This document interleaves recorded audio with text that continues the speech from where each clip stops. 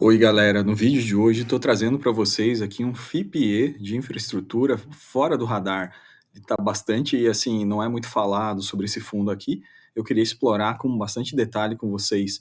Olha que bacana essas imagens, né? Esses são os ativos que o fundo investe. São essas fazendas solares enormes, né, que tem lá na região nordeste do Brasil. Então, vamos direto ao ponto aqui. Esse fundo, na verdade, ele tem ativos nesses três estados aqui, né? E ele tem uma capacidade instalada de 113 megawatts com essas solares que ele instalou, basicamente. Ele tem PPA, ou seja, ele já tem energia vendida por aproximadamente 20 anos, na média. E essa energia está vendida por um preço de 397 a 406 reais. Lembrando que isso é ajustado pelo IPCA, né, pessoal? Lembrando que o Plano Energético Nacional, né, é definido pelo operador nacional, ele privilegia que uma boa parte da energia, desde agora, para os próximos 10, 20 anos, ela tem que ser energia renovável. Então, a gente está falando aí de solar e eólica, são campos que realmente a gente vê crescimento ao longo desses últimos anos. E esse fundo aqui, ele é, digamos assim, dono, ele investe através de equity, faz parte da estrutura societária. Então, a gestora é a Prisma, a Prisma é a infraestrutura, e ela investe na Proton Energias, que tem as 4 usinas aqui, né, que fez o investimento, startou isso aí em 2020, né, Prisma junto com a Proton, por isso que é PPIPIE, né, quer dizer, Prisma, Proton, Infraestruturas e Energia Elétrica. Então aqui a gente tem, gente, a localização delas, basicamente, um detalhamento um pouco maior. Veja que ambas aqui têm autorização até 2051, 2053 para operação. E já tem energia vendida até 2037, até 2038. Aqui tem os preços, né, atingindo aqui, por exemplo, R$ 454 reais pelo megawatt. Então, valores realmente bem interessantes, né? Tudo isso fica localizado aqui na Paraíba, Pernambuco e na Bahia, locais de alta irradiação, né? Isso, logicamente, isso foi estudado pelo fundo antes de fazer esse empreendimento, né? Foi feito um business case, é bem interessante, a gente lê o prospecto, né, de como é que foi a definição para chegar a esse investimento. Bom, então, quando a gente investe nesse fundo aqui de participação em infraestrutura, a gente está investindo, a gente está se tornando sócio de um ativo via equity, né? Então a gente vai trabalhar junto com o fundo e a gente precisa entender como é o aspecto financeiro disso, né? Como é que o fundo está se dimensionando. Então, primeiro, a parte de resultado consolidado, aqui ele passa com bastante detalhe para a gente, né? O que ele teve aqui de resultado consolidado? Ele fala que da receita líquida dele, vamos direto para a tabela, fica mais fácil aqui para a gente ver, né? 2023, para bater o olho em um número só, EBITDA, né? Então, o EBITDA dele aqui, 81,7% em 2023, acumulado 2023. Então, números bem interessantes, né, gente? Aqui ele fala um fato bastante relevante também, que é com relação, eles compraram esse equipamento todo da WEG, né? Então, logicamente, quando você compra, você faz um contrato de desempenho. Se não é atingido esse desempenho, existe um ressarcimento. E esse ressarcimento ele foi acionado por não atingimento da performance, né? E a WEG realmente ela está pagando essa 2,2 milhões, né? Já teve o reconhecimento da indenização, já foi pago pela WEG nas fotovoltaicas Esmeralda e Sobrado, né? E aqui tem mais um sinistro que teve, que acionou o seguro também, em maio de 23, em Sobrado, né? E aqui isso aí já está sendo ressarcido, né? Basicamente em 1,04. Então, aqui, pessoal, coisas de startup, né? Então, logicamente, quando você compra o equipamento, muitas vezes você não consegue atingir a capacidade plena dele, mas contratualmente são previstas as restituições e essas restituições já foram realizadas. Então, a gente já viu o EBITDA, já viu os pontos centrais aqui dessa parte, não vou entrar muito no detalhe.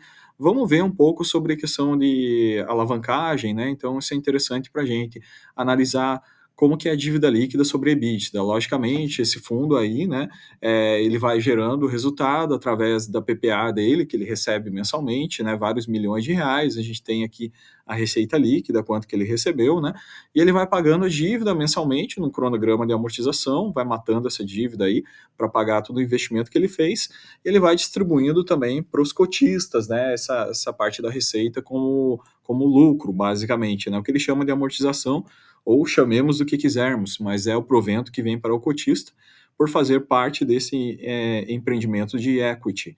Então, ponto central aqui, relação dívida líquida e EBITDA, né? A gente sabe, tem teóricos aí da administração que falam que o número ideal para isso seria até 4 vezes, tem outras pessoas que falam que até 5 seria aceitável, né? O fato é que a dívida líquida sobre a EBITDA dele, ela está em média 3,8. Então, essa é uma coisa interessante para a gente estar analisando, estar vendo relatório a relatório, é um fator, assim, digamos, saudável, né? Então, eles têm essa dívida e eles vão fazendo a amortização com os proventos deles que têm grande recorrência, né? Quer dizer, a energia já está contratada até 2038, então você tem uma previsibilidade, né? Isso aqui é bastante matemático. Agora, a parte mais interessante aqui, vamos falar de dinheiro, né, pessoal? Vamos ver quanto que o cotista ganha com isso. Então, o que está acontecendo? Esse fundo, ele paga 2 vezes por ano, tá? Aqui ele traz um detalhe aqui de quanto que ele recebeu das receitas, quanto que ele pagou. Nesse ano, ele está com um guidance de pagamento de R$ 4. Como ele paga 2 vezes, ele pagou 4 em junho e ele pretende pagar mais 4 em dezembro, no final do ano. Então, essa conta é importante para a gente, para quê? Para chegarmos aqui na parte da performance financeira. Deixa eu ver onde é que está aqui, voltando. Aqui, nessa parte dos destaques, né? Então, aqui que é interessante para a gente ver a viabilidade do fundo e estudar um pouco melhor por que investir nesse fundo ou não, né? Então, aqui, esse fundo, o administrador é BTG, né? A taxa dele somada à administração com gestão é 1,1, certo? Ele está pagando um carrego equivalente a IPCA mais 10,5, super interessante, né? Com relação à cota a 31 de agosto aqui. Como eu falei para vocês, ele pretende pagar esse ano basicamente R$ 8, né?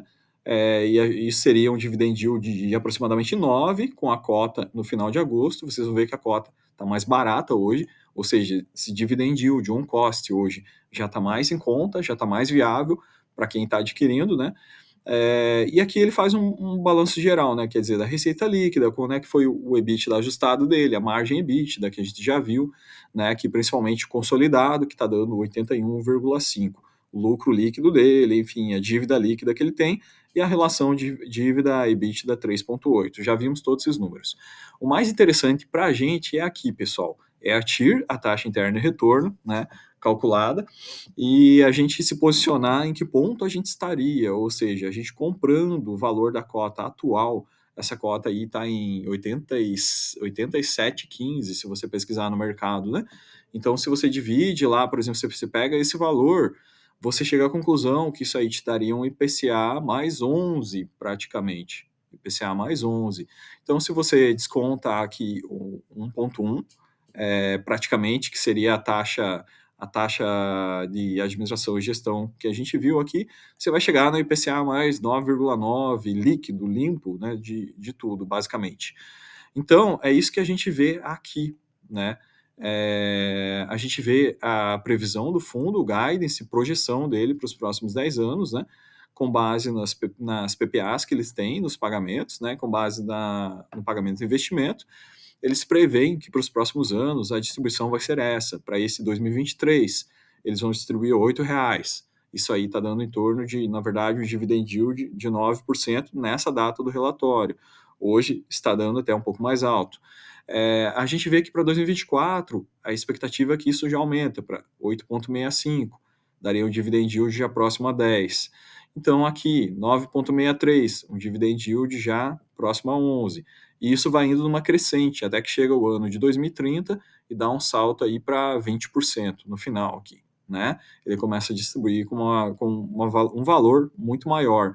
Então, logicamente, para quem entra no começo aqui, quem paga um preço menor pela cota, né?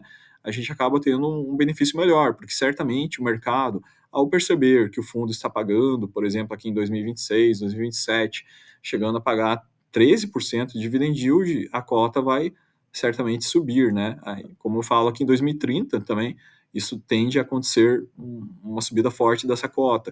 Então, para quem se posiciona já no início aqui, né, a gente tem um dividend yield on cost muito menor. Para quem quer um investimento longo prazo, para você colocar, para você deixar 10 anos aqui, por exemplo, como está nesse cronograma aqui, você vai ter um retorno excepcional ao final desses 10 anos, né? Logicamente, esse fundo é pensando em longo prazo, né? Não é pensando em trading, nem nada disso.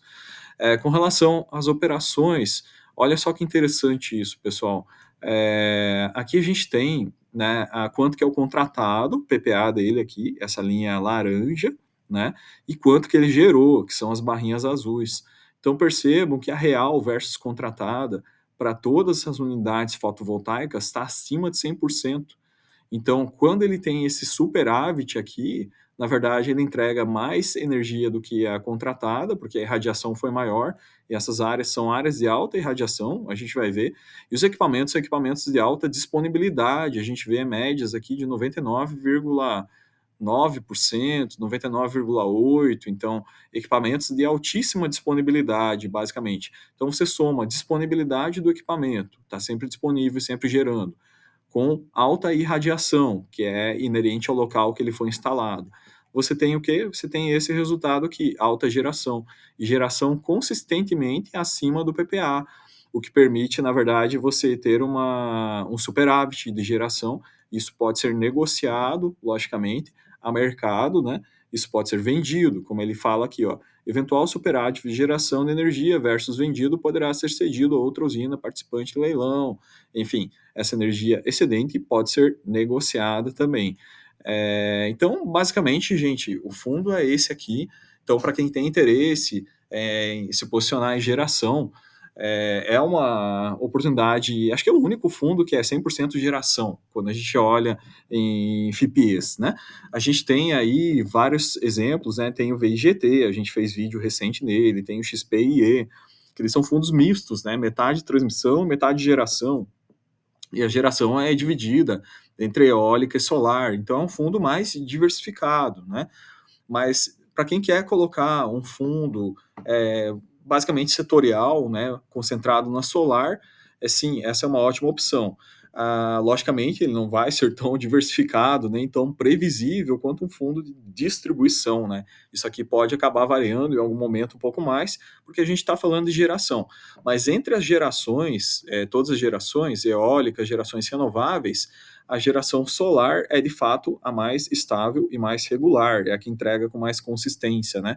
Então a gente percebe nesse fundo aqui, realmente, como eu mostrei para vocês, um fundo com EBITDA aí de 82%, um fundo que tem ótimos ativos instalados aqui em regiões que têm elevadíssima radiação, e esses ativos tendem a se valorizar ao longo do tempo aqui. A gente vê essa cota, né, sendo negociada aqui no relatório de agosto, R$ 89,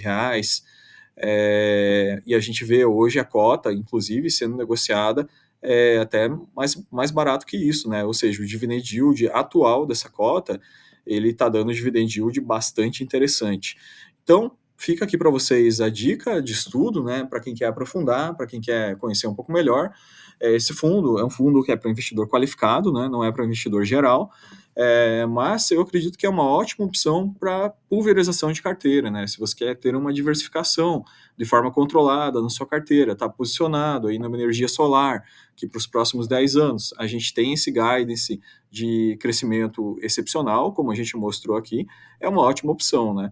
Como vários fundos que a gente já viu aqui, a gente vê esse guidance mais de longo prazo, né? Os investimentos tendo retorno ao acionista ou ao sócio, no caso, nos próximos 5, 10 anos, retornos aumentando significativamente, né? Que é o caso de vários ativos que a gente já viu aqui, o caso do BDIV, o caso do XPE também. Então, esse é um ativo que se enquadra nessa categoria. Para quem gosta de equity, para quem gosta de ser sócio, para quem gosta de operações seguras na área de elétrica, essa aqui tem uma volatilidade um pouquinho maior, porque os ativos são somente geração, mas fica a dica, né, para que cada um estude, cada um veja se isso aí cabe na sua carteira, numa concentração às vezes menor, né, mas é uma forma interessante de pulverização e distribuição aqui da nossa carteira, do nosso portfólio. Então, pessoal, muito obrigado por ter ficado até o final, desejo bons estudos a todos, fiquem com Deus.